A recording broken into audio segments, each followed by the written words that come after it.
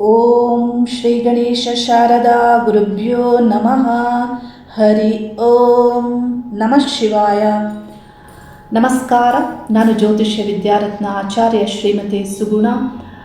August ಮಾಸದಲ್ಲಿ ಗ್ರಹಗಳ ಸ್ಥಿತಿ ಸಂಚಾರ 12 ರಾಶಿಗಳಿಗೆ ಗೋಚಾರ ಫಲಗಳನ್ನು ತಿಳಿಸ್ತಾ ಇದ್ದೇನೆ.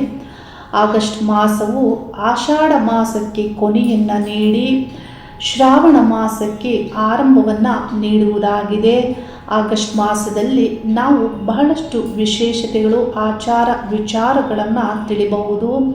ಆಷಾಢ ಮಾಸದಲ್ಲಿ ಶುಕ್ರವಾರಗಳಂದು ದೇವಿ ಪೂಜೆ ವಿಶೇಷ ಆದರೆ, ಶ್ರಾವಣ ಮಾಸದಲ್ಲಿ ಶ್ರಾವಣ ಶನಿವಾರಗಳಂದು ವಿಷ್ಣು ಪೂಜೆ ವಿಶೇಷ ಆಗಿದೆ ಮತ್ತು ಶ್ರಾವಣ ಸೋಮವಾರಗಳಂದು ಶಿವಪೂಜೆಯು ವಿಶೇಷ ಆಗಿದೆ. ಈ ಮಾಸದಲ್ಲಿ ವಿಶೇಷವಾಗಿ ನಾಗರ ಪಂಚಮಿ, ಮಂಗಳ ಗೌರಿ ವ್ರತ ಮತ್ತು ವರಮಹಾಲಕ್ಷ್ಮಿ ವ್ರತ ಆಚರಣೆ ಇವೆಲ್ಲವನ್ನು ನಾವು ಆಚರಿಸ್ತೇವೆ. ಈ ಮಾಸವು ವಿಶೇಷವಾದಂತಹ ಮಾಸವೂ ಆಗಿದೆ, ಶ್ರಾವಣ ಮಾಸ. ಆಗಸ್ಟ್ ಮಾಸದಲ್ಲಿ ಗ್ರಹಗಳ ಗೋಚಾರ ಸಂಚಾರ ಸ್ಥಿತಿ ಫಲಗಳನ್ನು ತಿಳಿದುಕೊಳ್ಳುವ ಮೊದಲು ಹಿಂದಿನ ಮಾಸಗಳಲ್ಲಿ ದೇವತಾ ಶಕ್ತಿಯ ಸಂಬಂಧಪಟ್ಟಂತೆ ಕೆಲವು ವಿಷಯಗಳ ಮಾಹಿತಿಯನ್ನು ನಾನು ನಿಮಗೆ ತಿಳಿಸಿದ್ದೆ. ಅದರ ಸಂಬಂಧಪಟ್ಟಂತೆ ಈ ಮಾಸದಲ್ಲಿ ಕೆಲವು ಮಾಹಿತಿಗಳನ್ನು, ಅನುಭವದಲ್ಲಿ ಇರುವಂತಹ ವಿಷಯವನ್ನು ನಾನು ತಿಳಿಸ್ತಾ ಇದ್ದೇನೆ. ಕಳೆದ 15-20 ದಿನಗಳ ಹಿಂದೆ ಬಂದಂತಹ ವ್ಯಕ್ತಿಗಳಲ್ಲಿ ನಾನು ಗಮನಿಸಿದಂತಹ ವಿಷಯಗಳ ಬಗ್ಗೆ ನಾನು ತಿಳಿಸ್ತಾ ಇದ್ದೇನೆ. ಕೆಲವು ಸಂದರ್ಭದಲ್ಲಿ ಕೆಲವರು ದೇವಕೋಪಕ್ಕೆ ಒಳಗಾಗ್ತಾರೆ. ದೇವಕೋಪ ಯಾಕೆ, ಹೇಗೆ ಬರುತ್ತೆ ಅನ್ನೋದನ್ನು ನೀವಿಲ್ಲಿ ತಿಳಿಬೇಕು.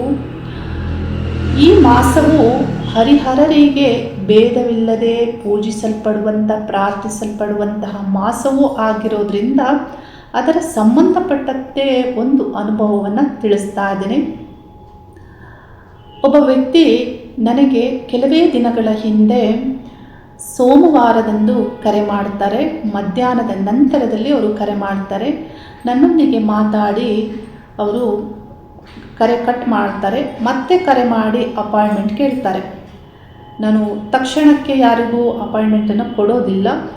ಆದರೆ ಆ ವ್ಯಕ್ತಿಯ ಮಾಡಿದಂತಹ ಆ ಕಾಲ ಮತ್ತು ಆ ವಾರವನ್ನು ನೋಡಿ ನೀವು ನಾಳೆ ಬನ್ನಿ ಅನ್ನೋದನ್ನು ನಾನು ತಿಳಿಸ್ತೇನೆ. ಅವರು ಬರುವ ದಿನ ಮಂಗಳವಾರ ಆಗಿರುತ್ತೆ. ಅವರ ಬೇರೆ ಯಾವ ಡೀಟೇಲ್ಸ್ ಗೊತ್ತಿರೋದಿಲ್ಲ, ಹೆಸರು ಮತ್ತು ಸ್ಥಳ ಮಾತ್ರ ಗೊತ್ತಿರುತ್ತೆ. ಬೆಂಗಳೂರಿಂದ ಬಂದಿರ್ತಾರೆ. ಆ ವ್ಯಕ್ತಿಯ ಡೇಟ್ ಆಫ್ ಬರ್ತ್ ಕೂಡ ನನಗೆ ಅವರು ಕೊಟ್ಟಿರೋದಿಲ್ಲ, ಹೊಸ ಪರಿಚಯ ಆಗಿರುತ್ತೆ. ಆ ವ್ಯಕ್ತಿ ಬರುವಾಗ ಫಲ, ಪುಷ್ಪ, ತಾಂಬೂಲ ಸಹಿತವಾಗಿ ಮಂಗಳ ವಸ್ತುಗಳನ್ನು ಹಿಡಿದು, ಅರಿಶಿನ, ಕುಂಕುಮ, ಬಳೆ, ವಸ್ತ್ರಗಳನ್ನು ಹಿಡಿದು ನನ್ನ ಕಚೇರಿಯನ್ನು ಪ್ರವೇಶ ಮಾಡ್ತಾರೆ. ಬಂದಂತಹ ಆ ವ್ಯಕ್ತಿ ನನ್ನ ಮುಂದೆ ಕುಳಿತುಕೊಳ್ತಾರೆ. ಮೊದಲ ಹಂತದಲ್ಲಿ ಪ್ರಾರ್ಥನೆಗೆ ನಾನು ಮುಂದಾಗ್ತೇನೆ.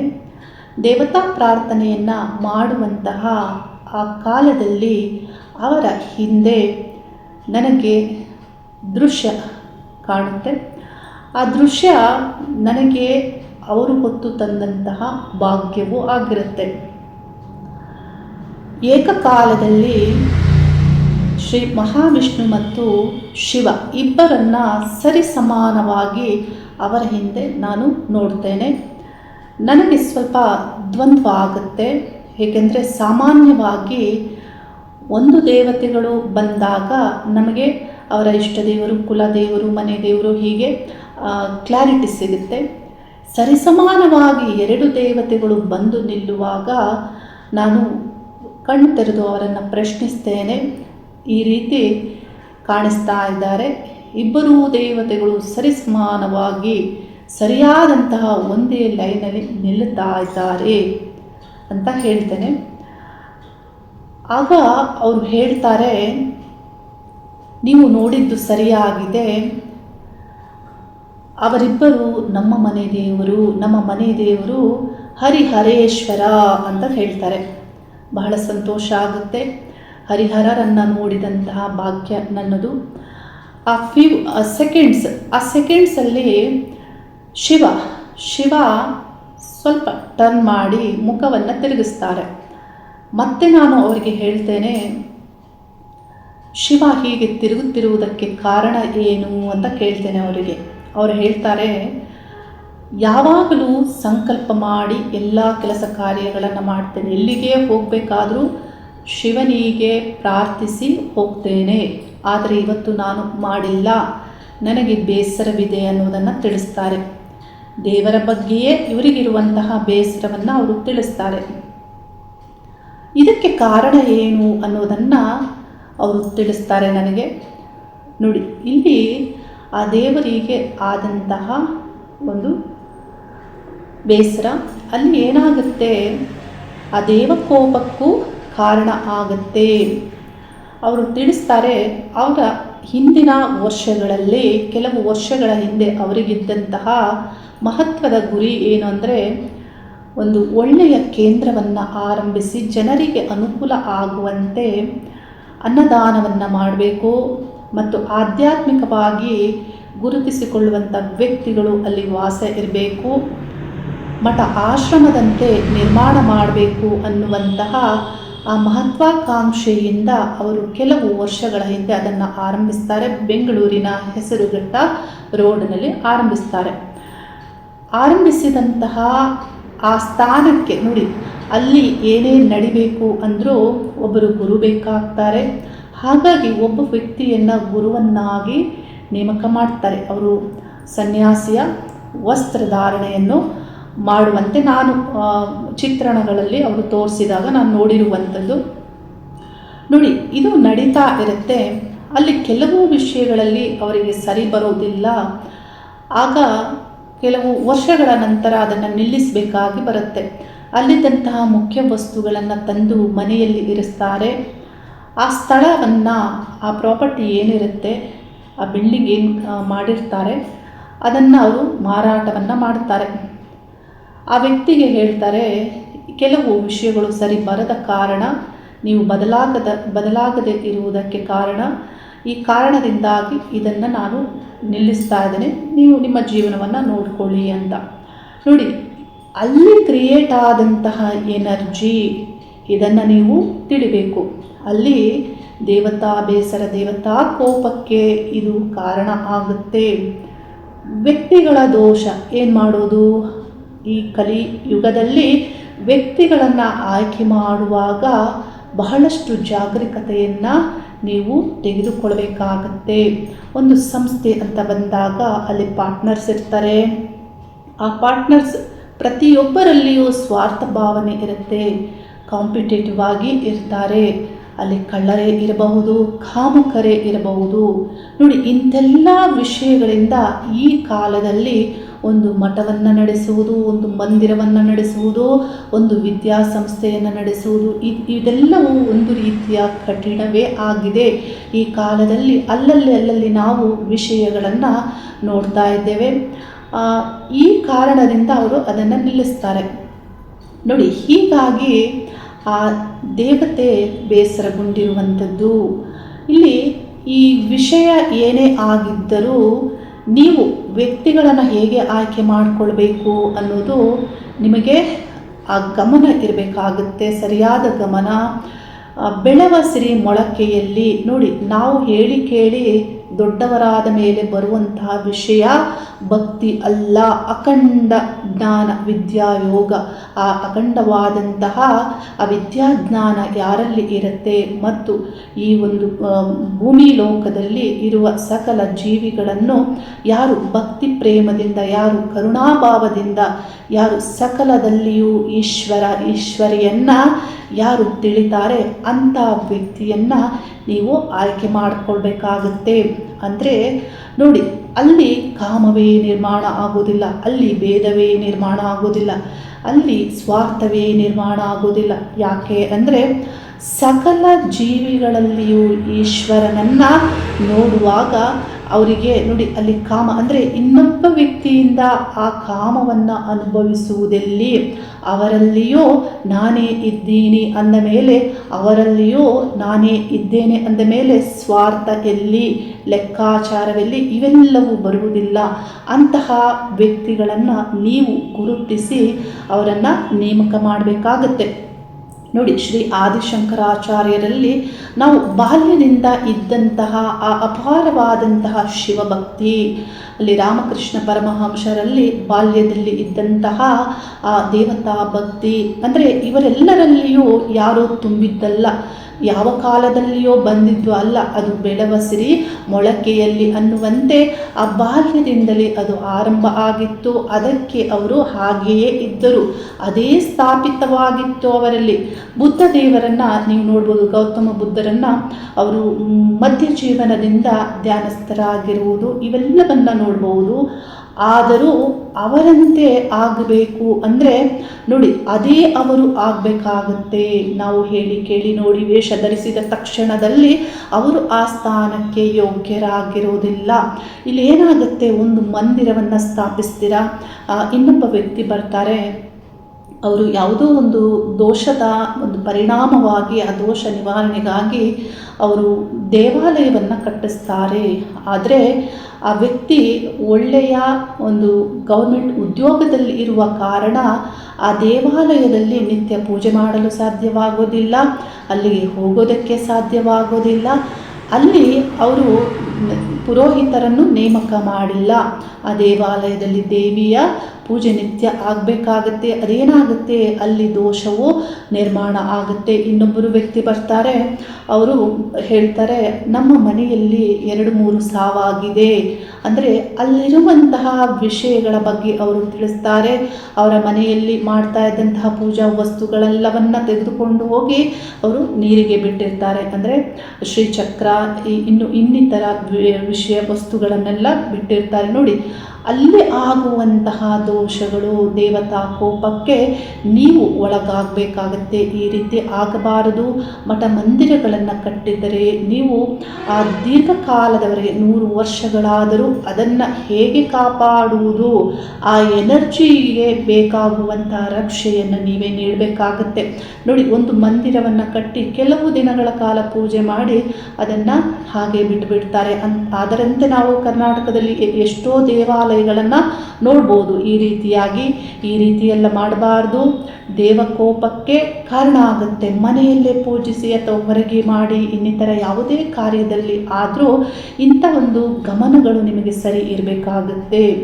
ಒಂದು ದೇವತೆಯನ್ನು ಪೂಜಿಸಿ ಮತ್ತೆ ಅದನ್ನು ನಿಲ್ಲಿಸಿದಾಗ ಆ ದೇವಕೋಪಕ್ಕೆ ನೀವು ಕಾರಣರಾಗಬೇಕಾಗತ್ತೆ. ಈ ವಿಷಯಗಳನ್ನು ಸರಿಯಾಗಿ ತಿಳಿದುಕೊಂಡು ನಿಮ್ಮ ಜೀವನದಲ್ಲಿ ಇಂಥ ತಪ್ಪುಗಳನ್ನು ಮಾಡಬೇಡಿ ಅನ್ನೋದನ್ನು ನಾನು ತಿಳಿಸ್ತಾ ಇದ್ದೇನೆ. ಇನ್ನು ಸಿದ್ಧಿ ದೇವತೆಗಳ ಬಗ್ಗೆ ಆಗಾಗ ನನ್ನಲ್ಲಿ ಪ್ರಶ್ನೆ ಮಾಡ್ತಾ ಇರ್ತಾರೆ ಜನರು. ಇದರ ಸಂಬಂಧಪಟ್ಟಂತೆ ನೆಕ್ಸ್ಟ್ ವಿಡಿಯೋದಲ್ಲಿ ನಾನು ತಿಳಿಸಿಕೊಡ್ತೇನೆ. ಮುಂದಿನ ಮಾಸದಲ್ಲಿ, ಆಗಸ್ಟ್ ಮಾಸದಲ್ಲಿ ಗ್ರಹಗಳ ಗೋಚಾರ ಸಂಚಾರದಲ್ಲಿ ಗ್ರಹಗಳಲ್ಲಿಯೇ ಮುಖ್ಯ ಗ್ರಹವಾಗಿರುವಂತಹ ಸೂರ್ಯಗ್ರಹ ಕಟಕ ರಾಶಿಯಲ್ಲಿ ಮತ್ತು ಸಿಂಹ ರಾಶಿಯಲ್ಲಿ ಸಂಚಾರ, ಬುಧ ಗ್ರಹ 4 ದಿನಗಳ ಕಾಲ ಮಿಥುನ ರಾಶಿಯಲ್ಲಿ, 19 ದಿನಗಳ ಕಾಲ ಕಟಕ ರಾಶಿಯಲ್ಲಿ, ಕೊನೆ ವಾರದಲ್ಲಿ ಬುಧ ಗ್ರಹ ಸಿಂಹ ರಾಶಿಯನ್ನು ಪ್ರವೇಶಿಸಿ ಅಲ್ಲಿ ಸಂಚಾರವನ್ನು ಆರಂಭಿಸ್ತಾರೆ. ಶುಕ್ರ ಗ್ರಹ ಬಹುಪಾಲು ಮೊದಲನೇ ವಾರದಿಂದಲೇ ಕನ್ಯಾ ರಾಶಿ ನೀಚ ರಾಶಿಯಲ್ಲಿ ಸಂಚರಿಸ್ತಾರೆ. ಕುಜ ಗ್ರಹ ಮೊದಲನೇ ವಾರದಿಂದಲೇ ಮಿಥುನ ರಾಶಿಯನ್ನು ಪ್ರವೇಶಿಸಿ ಅಲ್ಲಿ ಸಂಚರಿಸ್ತಾರೆ. ಶನಿ ಗ್ರಹ ವಕ್ರ ಸಂಚಾರ ಈಗಾಗಲೇ ಆರಂಭಿಸಿದ್ದು ಮೀನ ರಾಶಿಯಲ್ಲಿ ಸಂಚರಿಸ್ತಾರೆ. ಗುರುಗ್ರಹ ಕಟಕ ರಾಶಿಯಲ್ಲಿ ಸಂಚರಿಸ್ತಾರೆ. ರಾಹು ಕೇತು ಗ್ರಹಗಳು ಕುಂಭ ರಾಶಿ ಸಿಂಹ ರಾಶಿಯಲ್ಲಿ ಸಂಚರಿಸ್ತಾರೆ. ಗ್ರಹಗಳ ಸಂಚಾರ ಈ ರೀತಿ ಇದೆ. 12 ರಾಶಿಗಳಿಗೆ ಗ್ರಹಗಳ ಗೋಚಾರ ಫಲಗಳನ್ನು ತಿಳಿಸ್ತಾ ಇದ್ದೇನೆ. ತುಲಾ ರಾಶಿಯವರಿಗೆ ಆಗಸ್ಟ್ ಮಾಸದಲ್ಲಿ ರಾಶ್ಯಾಧಿಪತಿ ಶುಕ್ರ ಗ್ರಹ 12ನೇ ಸ್ಥಾನದಲ್ಲಿ, ಕನ್ಯಾ ರಾಶಿಯಲ್ಲಿ ಶುಕ್ರ ಗ್ರಹದ ನೀಚ ಸ್ಥಾನದಲ್ಲಿ ಸಂಚಾರ ಮಾಡೋದ್ರಿಂದ ಈ ಮಾಸದಲ್ಲಿ ತುಲಾ ರಾಶಿಯವರಿಗೆ ನಿಮ್ಮ ಎನರ್ಜಿ ಡೌನ್ ಇದ್ದಂತೆ ಆಗುತ್ತೆ. ಕೆಲಸ ಕಾರ್ಯಗಳಲ್ಲಿ ನಿಮ್ಮಿಂದಲೇ ಕೊರತೆ ಆಗುವಂತೆ ಆಗಬಹುದು. ಹಾಗಾಗಿ ನಿಮ್ಮ ಎನರ್ಜಿಯನ್ನು ನೀವು ರಕ್ಷಿಸ್ಕೊಳ್ಬೇಕಾಗತ್ತೆ. ಯಾವಾಗಲೂ ಪಾಸಿಟಿವ್ ಆಗಿ ನಿಮ್ಮ ಆರೋಗ್ಯದ ಬಗ್ಗೆ ಸರಿಯಾದಂತಹ ಪಾಲನೆ ಆಗಬೇಕಾಗುತ್ತೆ. ಕೆಲಸ ಕಾರ್ಯಗಳಲ್ಲಿ ಸರಿಯಾದಂತಹ ರೀತಿ ಮತ್ತು ತಯಾರಿಯೂ ಆಗಬೇಕಾಗತ್ತೆ.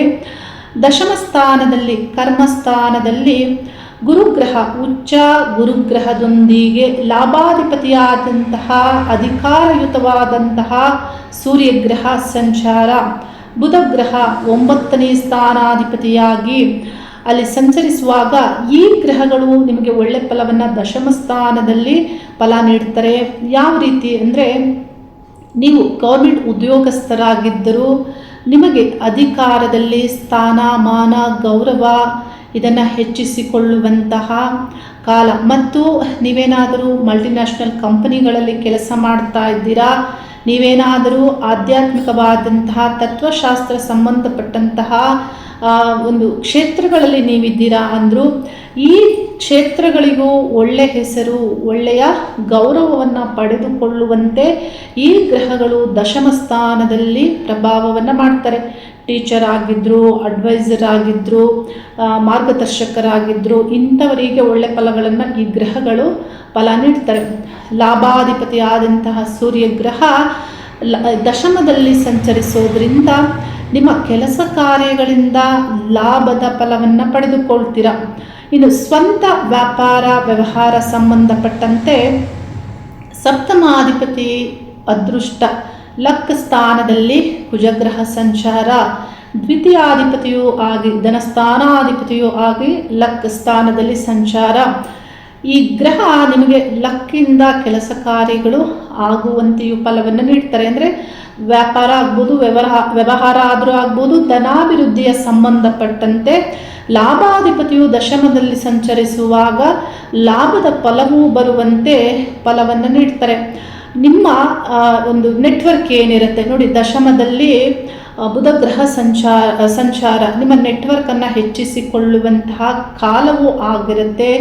ಈ ರೀತಿ ಗ್ರಹಗಳ ಪ್ರಭಾವ ಇರುವಾಗ ಏನೋ ಓವರ್ ಸ್ಟ್ರೆಸ್ ಆಗ್ಬೋದು, ನಿಮಗೆ ಎನರ್ಜಿ ಡೌನ್ ಆಗ್ಬೋದು, ನಿಮ್ಮ ಎನರ್ಜಿ ಈ ಡೌನಿಂದ ನೆಮ್ಮದಿ ಇಲ್ಲದಂತೆ ಆಗ್ಬೋದು, ರಾತ್ರಿ ನಿದ್ರೆ ಬಾರದಂತೆ ಆಗ್ಬೋದು. ಶುಕ್ರ 12ನೇ ಸ್ಥಾನದಲ್ಲಿ ಸಂಚಾರ ಆಗ್ತಾ ಇರೋದ್ರಿಂದ ಈ ರೀತಿ ಪ್ರಭಾವ ಆಗುತ್ತೆ ಈ ಮಾಸದಲ್ಲಿ.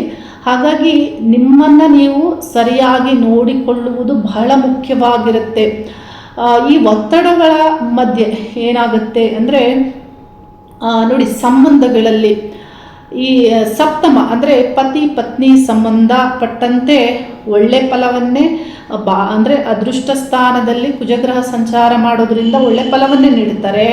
ಆದರೆ 12ನೇ ಸ್ಥಾನದಲ್ಲಿ ರಾಶ್ಯಾಧಿಪತಿ ಸಂಚರಿಸುವಾಗ, ನೀಚ ಆಗಿ ಸಂಚರಿಸುವಾಗ ಇಲ್ಲಿ ಏನು ಪ್ರಭಾವ ಮಾಡ್ತಾರೆ ಅಂದರೆ ನೋಡಿ, ದಾಂಪತ್ಯ ಸುಖದಲ್ಲಿ ಕೊರತೆ ಆಗುವಂತೆ, ಸೀಕ್ರೆಟ್ ಆಗಿ ಯಾವುದಾದ್ರೂ ಸಂಬಂಧಗಳಿಗೆ ಒಳಪಡುವಂತೆ ಶುಕ್ರನ ಪ್ರಭಾವ ಇದೆ. ಬಹಳ ಜಾಗರೂಕತೆಯಿಂದ ತುಲಾರಾಶಿಯವರು ಇರಬೇಕಾಗುತ್ತೆ. ಏನಾಗುತ್ತೆ, ಕೆಲವು ಸಂದರ್ಭದಲ್ಲಿ ನಿಮಗೆ ತಿಳಿಯದ ಹಾಗೆ ಕೆಲವು ಸೀಕ್ರೆಟ್ ರಿಲೇಷನ್ಶಿಪ್ಗೆ ನೀವು ಇನ್ವಾಲ್ವ್ ಆಗಿಬಿಡ್ತೀರ. ಇದರ ಬಗ್ಗೆ ಜಾಗೃತಿ ಇರಬೇಕಾಗತ್ತೆ. ಮುಂದೆ ಕೆಲವು ಸಮಸ್ಯೆಗಳನ್ನು ಇದು ತರಬಹುದು. ಈ ರೀತಿ ಇಲ್ಲಿ ಈ ಗ್ರಹಗಳ ಪ್ರಭಾವ ಇದೆ. ವಿದ್ಯಾರ್ಥಿಗಳಿಗೆ ಪಂಚಮ ಸ್ಥಾನಕ್ಕೆ ವಕ್ರ ಶನಿ ಪ್ರಭಾವ ಇರೋದ್ರಿಂದ, ಪಂಚಮ ಸ್ಥಾನದಲ್ಲಿ ರಾಹು ಸಂಚಾರ ಆಗ್ತಾ ಇರೋದ್ರಿಂದ ವಿದ್ಯಾರ್ಥಿಗಳಿಗೆ ಅಷ್ಟು ಶುಭ ಕಾಲ ಆಗಿರೋದಿಲ್ಲ.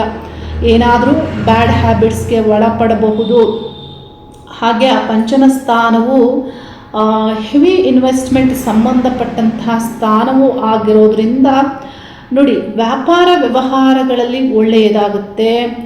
ಕೆಲವರು ಬೆಟ್ಟಿಂಗ್ ಕಟ್ಟುವುದು ಇಂಥದ್ದನ್ನು ಯಾರು ಮಾಡ್ತಾರೆ ಅಂಥದ್ದಕ್ಕೆ ಲಾಸ್ ಆಗುವಂತೆ ಶನಿ ಮತ್ತು ರಾಹು ಪ್ರಭಾವ ಆಗುತ್ತೆ, ಬೆಟ್ಟಿಂಗ್ ಲಾಸ್ ಆಗುವಂತೆ.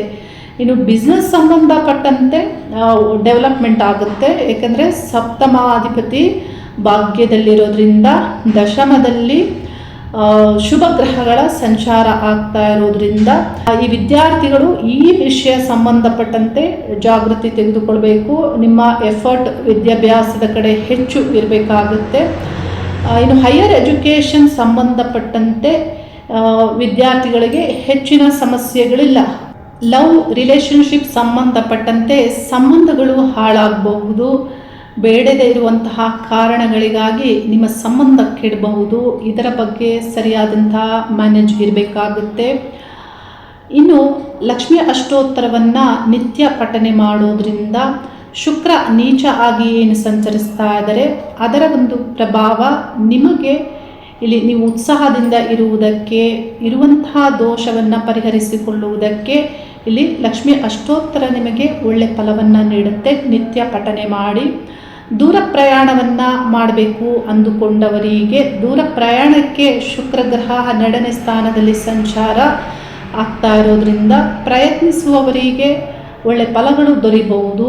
ಆದರೂ ಸಮಸ್ಯೆಗಳು ಇದ್ದೇ ಇರುತ್ತೆ. ನಿಮ್ಮಿಂದಲೇ ಏನಾದರೂ ಕೊರತೆಗಳಾಗುವಂತೆ ಪ್ರಭಾವ ಆಗಲಿದೆ. ಈ ಮಾಸ ಅಷ್ಟು ಒಳ್ಳೆಯದಲ್ಲ. ಸೆಪ್ಟೆಂಬರ್ ಮಾಸದಲ್ಲಿ ಅಂದರೆ ಬುಧ ಗ್ರಹ 12ನೇ ಸ್ಥಾನವನ್ನು ಪ್ರವೇಶಿಸ್ತಾರೆ. ದೂರ ಪ್ರಯಾಣಕ್ಕೆ ಅಲ್ಲಿ ಆ ಗ್ರಹ ನಿಮಗೆ ಫಲವನ್ನು ನೀಡ್ತಾರೆ. ಈ ರೀತಿ ಈ ಮಾಸದಲ್ಲಿ ಪ್ರಭಾವ ಇದೆ. ನಿತ್ಯದ ವಿಜಯಕ್ಕಾಗಿ, ಸಕ್ಸಸ್ಗಾಗಿ ಭಾನುವಾರ ದಿನಗಳಂದು ನಾನು ಪ್ರತಿ ಭಾನುವಾರದಂದು ವಾರದ ವಿಜಯ ವಿಡಿಯೋ ಅಪ್ಲೋಡ್ ಮಾಡ್ತೇನೆ. ಅದನ್ನು ನೋಡಿ ನಕ್ಷತ್ರ ಆಧಾರಿತವಾಗಿರುತ್ತೆ. ನಿಮ್ಮ ಎನರ್ಜಿ ಎಲ್ಲಿಯೂ ಡೌನ್ ಆಗದಂತೆ ನಿಮ್ಮನ್ನು ನೀವು ಕಾಪಾಡಿಕೊಳ್ಬೇಕಾಗತ್ತೆ. ಆರೋಗ್ಯ ಮಾನಸಿಕವಾಗಿ, ದೈಹಿಕವಾಗಿ ಪಾಲನೆ ಸರಿ ಇರಬೇಕಾಗುತ್ತೆ. ದಿನಚರಿ ಸರಿ ಇರಬೇಕಾಗುತ್ತೆ. ದೈವಿಕವಾಗಿ ಪ್ರತಿನಿತ್ಯಲೂ ಲಕ್ಷ್ಮೀ ಅಷ್ಟೋತ್ತರವನ್ನು ಪಠನೆ ಮಾಡಿ. ಬುದ್ಧಿ ಗ್ರಹಕ್ಕೆ ಪರಿಹಾರವನ್ನು ಮಾಡಿಕೊಳ್ಳಿ. ಒಳ್ಳೆಯದೇ ಆಗುತ್ತೆ. ಶುಭವಾಗಲಿ. ಹರಿ ಓಂ ನಮಃ ಶಿವಾಯ.